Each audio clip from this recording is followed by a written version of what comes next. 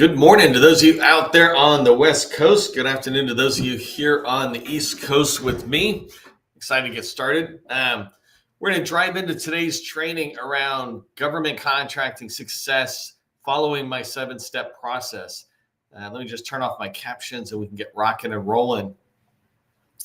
It's really important to me about process. I've been teaching this since 2018 about process, and process has been everything I've done my entire life. Initially, I wasn't quite aware what process was, and then I evolved into it. An example of initially, I used to be a paper boy when I was 12 years old, 10, 11, 12 years old. And the process, waking up at 5 o'clock in the morning, there was a process. You went to this house where they dropped the newspapers off, some neighbor's house, and the way you prepared the newspapers before you went around delivering them, all of it was a process. And I learned right away that you did stuff step by step by step to have the results you're looking for. And it's no different when we're in a billion-dollar industry like the federal market, where we're trying to work with federal buyers. Our activity in here follows a process. And when we follow a process, we're going to have success. I often get hit up by people who talk about doing I feel like I'm doing the right things. I feel like I'm going to the right events, but I'm just lost. I feel like I'm lost in federal sales. I've been doing this a while. I don't know what I might be doing wrong. And what I'd like to suggest is that it generally is nothing you're doing wrong so much as maybe you're not following a mature process. And I put that word mature in front of process on purpose because a process evolves from when you first write it down to as you start following it, you figure out steps that are in the process that may not be necessary or steps that might be missing. And then you get better at each step and you really start improving that process. It's called process maturity. And so that's why I put process or mature process in there. If you're not following a mature process, this could be one of the reasons you're not achieving the scale of success that you want, whether you're just getting started in government contracting or you've been at it a while. Most small businesses that I watch, and actually that's kind of a bad term because I see this even in large firms with people with a lot of experience. They chase opportunities without any real process in place, and it very much shows. I can tell right away when somebody's not following a process, even if their company might have said, "Hey, here's our process," but I can tell when they're not following a process when they're going after every opportunity that pops onto their radar. I listened to somebody respond out there on LinkedIn. I saw it on a post, and they were talking about. Somebody was saying, "Hey, you should respond to sources sought and RFIs," like I talk about all the time as well. And this person came along and go, I hear what you're saying, but it really sucks when no one's responding back to you. It's like, no. Your process is to be going after the federal buyer. And one of the best ways to do that is to follow a process of responding to market research. When you're not feeling good about it, it's generally because your process doesn't have you focused on a particular type of opportunity or a particular opportunity. When I'm going after customers, like I have a company called Call Plan AI, and in my company, and many of us do this, we have something called an ICP, an ideal customer profile. And that's that ideal customer that I would love to be working with. That's who I'm building my product for in Call Plan AI, right? For you, it's the same thing, except for you, it might be IOP, ideal opportunity profile. What does the ideal opportunity look like? The other thing is sometimes we're chasing too many customers, right? We're trying to chase the Department of Homeland Security and Department of Army. Well, those are too big for companies that are under 10 million. You got to pick one and just go in there and say, I'm going to go into the Army and I'm not looking at another agency until I grow that to $10 million of revenue. But the reason we feel this need to go somewhere else is because we're chasing two rabbits, or another term is somebody says squirrel. If you think about a dog or a cat, we're like, oh, squirrel. And then you start chasing. It's like, what the heck were you doing? You were doing something here and now you're chasing that. And we need to pull ourselves back from chasing squirrels or, chasing multiple rabbits. There's a line that says, if you chase two rabbits, you're not going to eat tonight. When we do all that kind of chaotic activity, instead of following a mature process, we don't have the success we want. And I want to talk to you today about having the success that you want through process. If that's what you want as well, put process rocks in the chat. Let me know you're along for the ride there. I'm going to break up today's training into 3 different sections. First, I want to talk about the value of process. I really want to make sure we're on the same page of why it is so important. I've been doing process, like I said, my entire life, but certainly my entire professional career. But just because I've been in this, and actually a lot of my career was process improvement, I've lived and breathed this where maybe you haven't. And so I want to kind of just make sure we're on the same page. I'm not saying things that I just make assumptions of how you see things or how you believe. So first I want to talk about that. Then I want to talk about that maturity I mentioned. In process maturity, there are 5 stages of process maturity. And when you understand them, you begin to understand where your company is at and how you need to go to the next level. You don't skip a couple levels. You don't want to do that. You want to go through process maturity slow and steady, and you will get to this ideal state. But it begins with just even understanding the 5 stages of the process maturity. And then the last thing I'm going to wrap up with is my 7-step process for success in the federal market. These 7 steps are how I scaled back the chaos of process that I followed when I was running my companies. There's these models out there that have 100+ steps I need to pay attention to. It's all convoluted. And I boiled it all down and said, it's not complex or convoluted. It is this, and this. These 7 steps lead to sales, or these 6 steps lead to the 7th step, which is sales. That's what I'm going to talk about today.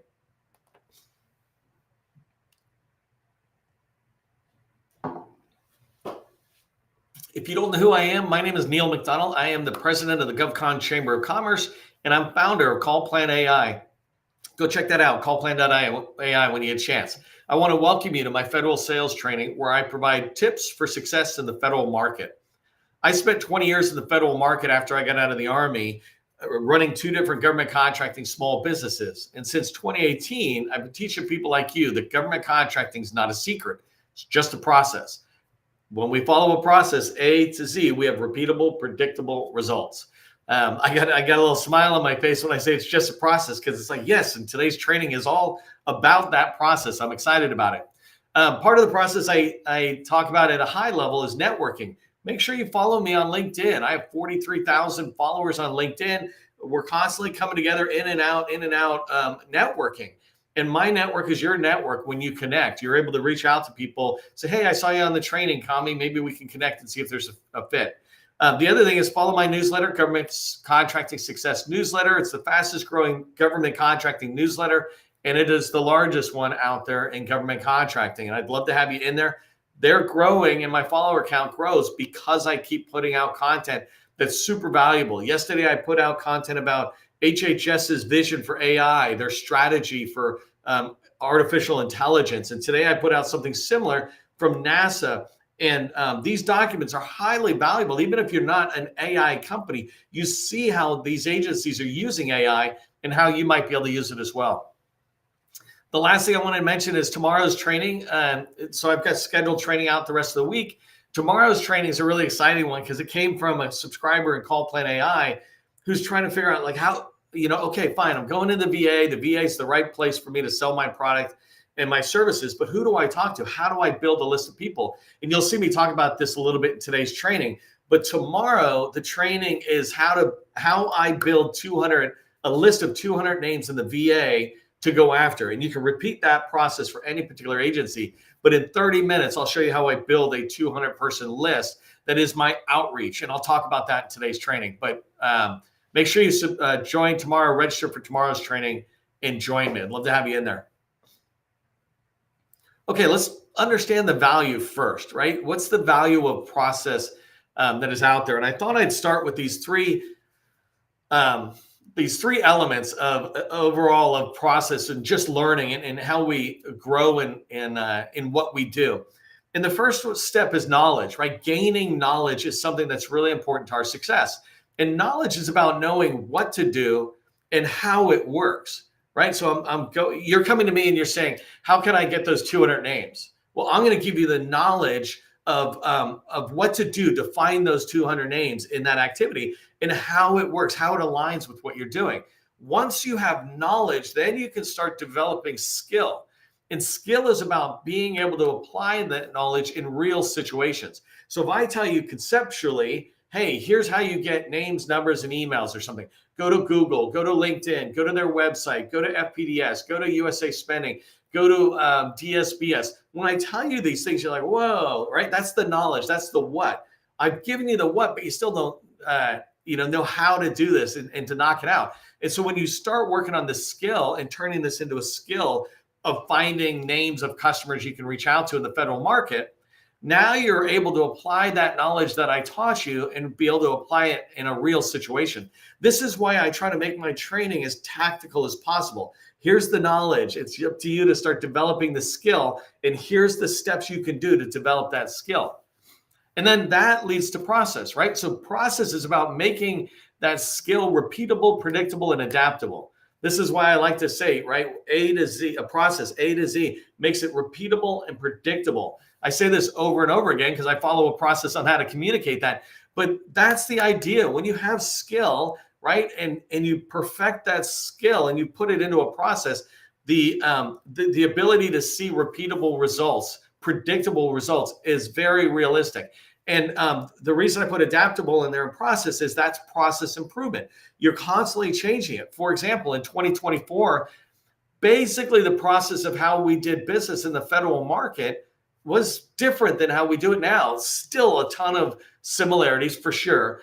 But because the Trump administration came in and Doge came in and AI came in, all these major shifts in how we did things is changing what's going on around us. And so our process needs to adapt to that new reality of how our federal government buys. And so that's what I mean by a process needs to be adaptable to the situation. And the way you do that is through process improvement, constantly looking at it, making sure it's working for you and moving forward. Like I mentioned here, process makes your results predictable. That's a huge one. You'll see me talk about this in the last slide.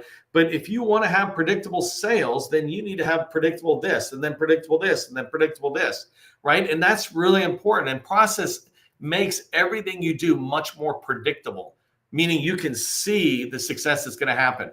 We call this sometimes leading indicators. So you have leading indicators and then a result, and then you have lagging indicators. And so leading indicators might be something like if I send in 4 proposals, that's a leading indicator. If I'm winning 1 out of every 4 proposals, that's a leading indicator that I'm probably going to win a contract. But if I'm not sending 4 in, I'm only sending 2 proposals in, that's a leading indicator that I'm not doing enough to move forward. And then lagging indicators is all the results you look at after the fact. You're like, damn, we're not winning. And I don't want to get too far into that, but that's the predictability of it. The other thing, the other value from process is that it puts you in control. You want to use process wherever you can within your professional life, certainly, and in the federal sales arena. So I'm going to talk to you about the process for getting into an agency and start having success. But this is a very big level process. You can also have process in meetings. Call Plan AI is where I teach, here's how you have a meeting so that you're in control. Excuse me. And when I say you're in control, I don't mean in a negative way for the other party. You're in control of their success and yours. You're taking charge of the meeting by following a process. And so I teach process at all these different levels. You can also look at the things you do and go, where can I put process? Could this be processized, if that's a word? And then the last thing is to reduce costs. The more predictable the process, the more predictable the activity that you do, and the more repeatable, you'll see this in a minute, but the more it can be done correctly so you're not having wasted costs. And then you can have process cost improvement where you're figuring out how to do it at a far less cost. I'll give you a quick example. I do these lives, and then on YouTube, I go in and I post them as a regular video, not just the YouTube live. Anyways, used to do that manually. And then as I improved the process and I said, this is exactly how we do it manually, and we did it over and over again, then I used AI a few months back. And now immediately following this live, I have an AI application that grabs this live content, goes, puts it on YouTube, and does it the way I want to do. I'm not even in the pit. I don't even pay attention to it. It just happens. That's reducing the cost on even like how I do this. But I wasn't able to do that until I had a good solid process for doing it. So these are the values behind process. And I just wanted to give you my intro on that. Okay, so let's talk about the 5 stages of process. All throughout your company, you have all sorts of different activities, whether it's receiving mail or processing payroll or doing sales. All these things are processes within your company. And each one of them has different levels of maturity. And I wanted to share with you the 5 stages of process maturity that's out there. I first got introduced to process maturity as a software engineer, a network engineer, doing IT support and software support. There was something called a Capability Maturity Model Index, CMMI. And this was how mature a company was in writing software, writing new applications, right? Or creating new applications. And in America, back when I was doing it, level 5, I didn't put numbers here, I should have, but level 5 that optimized, there was only 43 companies in America who had level 5. And so when you think about 30 million companies as a big number, and you bring that down to just 43, it takes time to get there and commitment. But before you even get to the commitment and the time, you have to have an understanding of what those stages of maturity your process is going to go through. So the first stage is initial. And this is basically the same as saying you have no process. You do it, but there's no process. At best, you have firefighters that, somebody in your company is like, oh, they can do it, but they don't even repeat it the same way every time. And so at the initial stage, you can recognize that you're in this stage when what you're doing is ad hoc. Think about how you evaluate a proposal, or an RFP that comes out, or an opportunity. Do you evaluate and follow the exact same steps to evaluate that opportunity every single time? If you're not, then you're just doing it in an ad hoc level. And by the way, this is not a judgment call. I'm just saying the farther you mature in your processes for analyzing an opportunity, for example, the farther you mature in that process, the better it is for you and for your company. The more chance you'll find the opportunities your company really can win. And then the other thing is the results are unpredictable. So sometimes you evaluate opportunities, just using that example, you evaluate opportunities in this ad hoc way. And so every time it's a little different. And the quality of your pipeline is unpredictable. The results of how each person in the company does something, you're like, how'd you pick this opportunity? Well, I looked at this and this. Yeah, I would have said this is a no. And you say it's a strong yes. That makes it unpredictable in there, or chaotic, right? And that's, you can recognize chaos also inside of a sales pipeline. If I stay in that theme, by a pipeline that has way too many opportunities. Let's say any company that has more than 50 opportunities in the pipeline has chaos in your pipeline. For a small business, 50 opportunities is a ton, right? Are you really going to be able to do capture and proposal writing on winning it? And so maybe what we're doing is not really following a process. We're seeing something we like, squirrel, or we're chasing a couple of rabbits and we just put it in the pipeline. Anyways, that's the first stage of process maturity. It's called initial. And then as you actually start taking steps to mature your process, then you're making it repeatable. So at this point, you have a process. Everybody is like, hey, we get an opportunity. We look at it this way, and we follow it. Kind of like a verbal agreement to look at opportunities and evaluate them in a certain way. But they're not standardized. And what I mean by that is we kind of agreed to it in the staff meeting, and then everybody went away, and they're moving forward.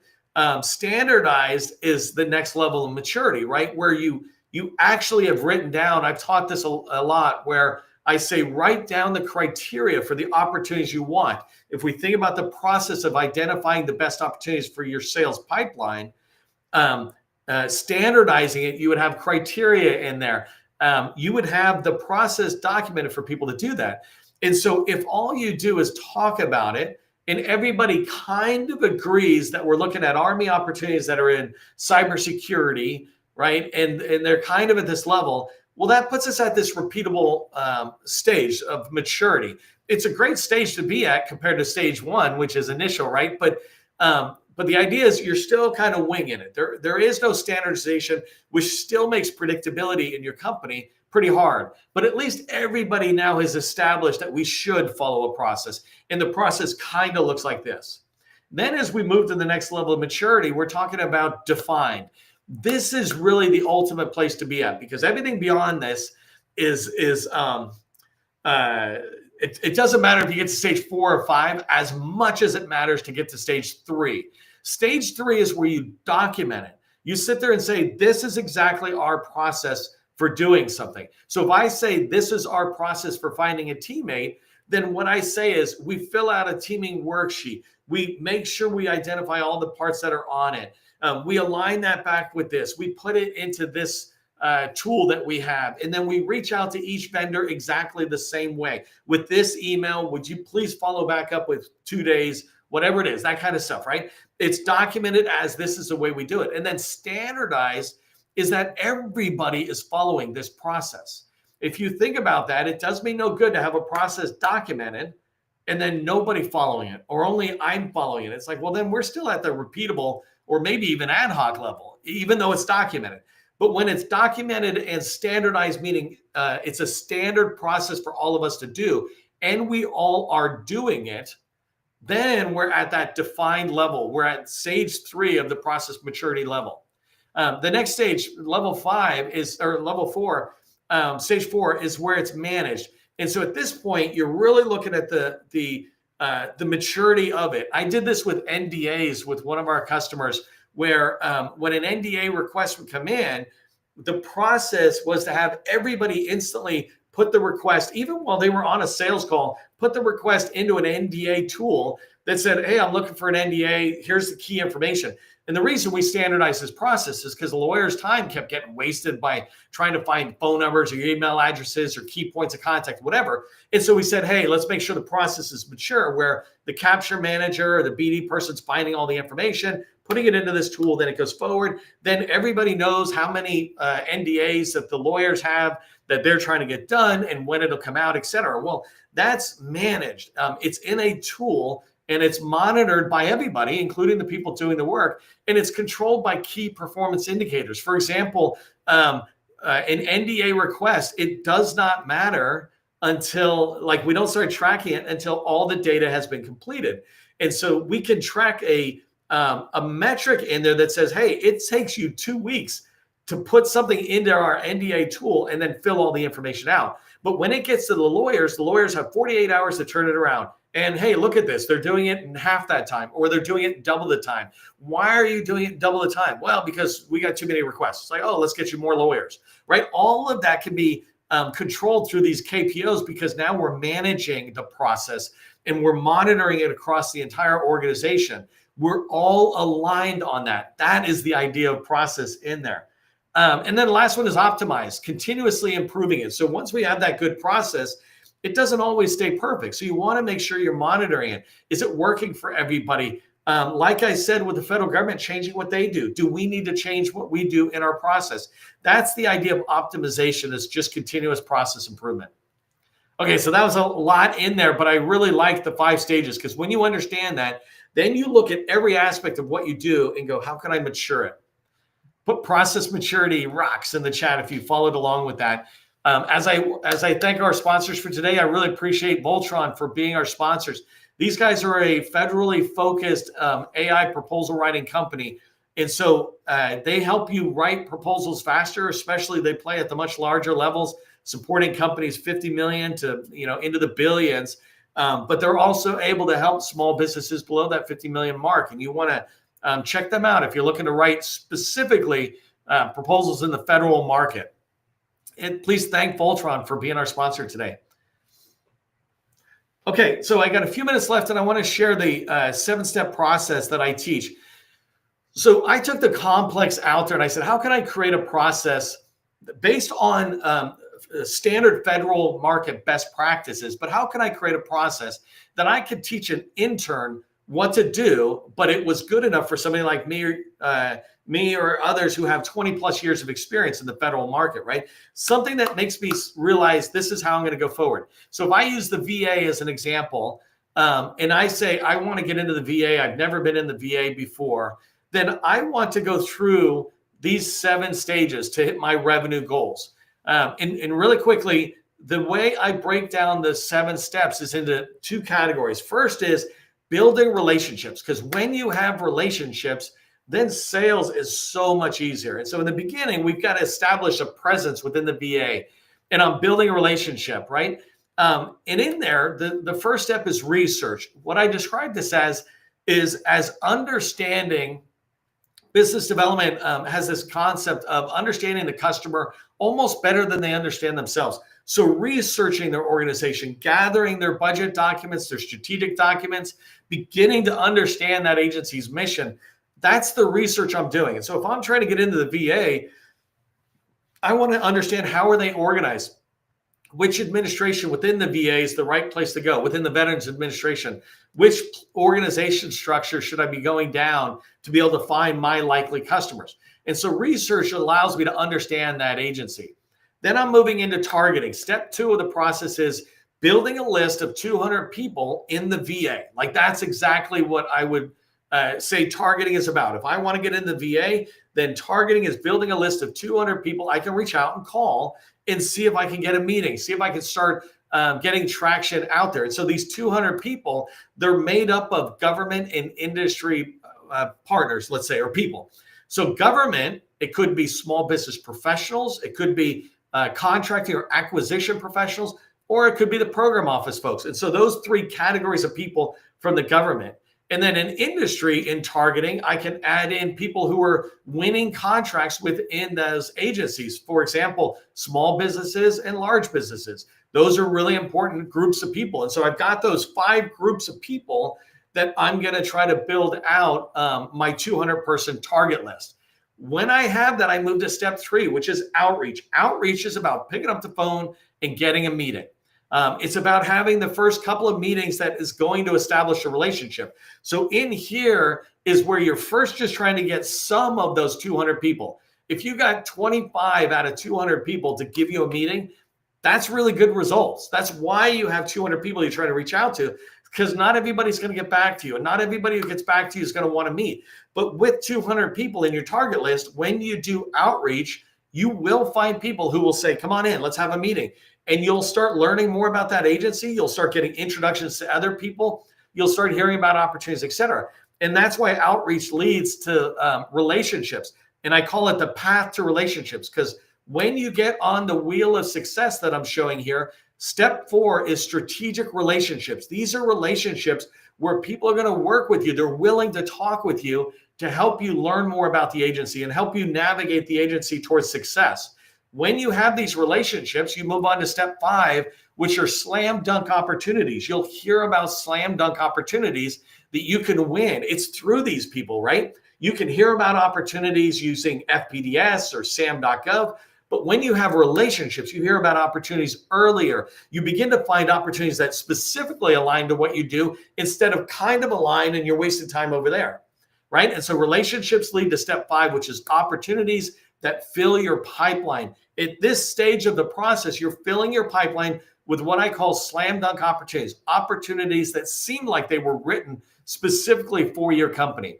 And then stage 6 is proposals. When you've got a good pipeline of opportunities, that'll naturally lead to you being able to write proposals, getting proposals out the door that are what I call winning proposals. Winning proposals are proposals that when it goes to the federal buyer, they're like, man, I wish I could award to this company. I love this, right? And there might be competitors in there with winning proposals. What you don't want is an unwinning proposal or a failing proposal, right? And when you have good opportunities in your pipeline, step 5, you're able to write winning proposals in step 6, which leads to step 7, sales. You're going to win contracts. And the reason I call that a wheel of success is because once you're on that wheel with strategic relationships, you're going to hear about opportunities, and some of those opportunities you're going to be able to write proposals to, and some of those proposals are going to win, which will strengthen the relationship you have with that customer, like the VA in this case. And it's this circle. You still can do some of that path to relationship, but you won't have to do as much of that because you'll get introductions because you're doing good work in an agency. One hospital in the VA will introduce you to another hospital. So it becomes much easier once you're on that wheel of success. This is the 7-step process that I teach. I have taught this at least 100 times out there, so you can find me always covering it from different angles. Each one of these I have done, each process step I have done separate training for as well. So if you want to dig down into one, you can. Come over to Call Plan AI, for example. If you're in that outreach or relationship stage, that's what I'm building that for. Here's what I want you to remember from today's training. First off, those 3 things from early on, right? Knowledge is what to do. You need to gain knowledge. That's why you come into the training. Knowledge is what to do. Skill is how you do it. It's the practice so that you get good at that. And then process is how do you do it every time for repeatable, predictable results. When you follow this, you're going to increase the predictability of your results and the repeatability of the success from your process.